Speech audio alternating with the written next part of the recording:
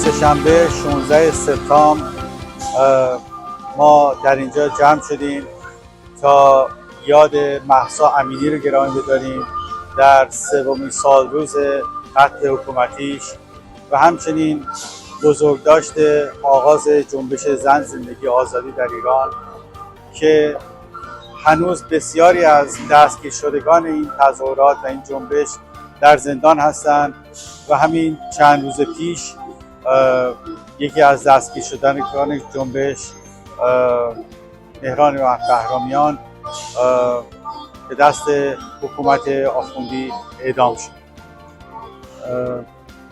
امروز همچنین مصادف با 86مین هفته از اعتصاب غذایی زندانیان سیاسی در سه‌شنبه‌های نبع اعدام که ما به طور مرتب در همبستگی با این سه‌شنبه‌ها در شهر سندیگو تجمع داریم.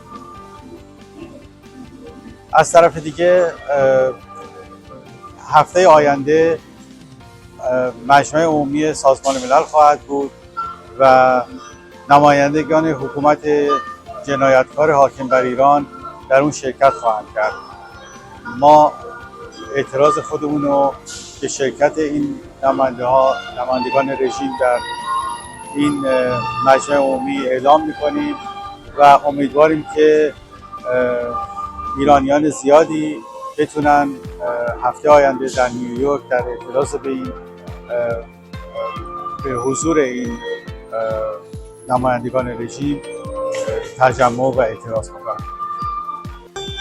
با درود امروز 16 سپتامبر دور هم جمع شدیم جلوی کورت سندیگو که بزرگداشت سومین سال مهسا امینی رو با هم باشیم، بگیم به مردم ایران ما ایستاده ایم تا روز آخر و هر سه‌شنبه اینجا جمع میشیم جلوی دادگاه سندیگو که صدای مردم ایران رو به همه برسونیم و بگیم ما صدای شما هستیم و پیروز میشیم با استقامت بیشتر و با هم بودن و دور هم جمع شدن. چیزی به پیروزی نمونده. فری ایران، زنده باد ایران.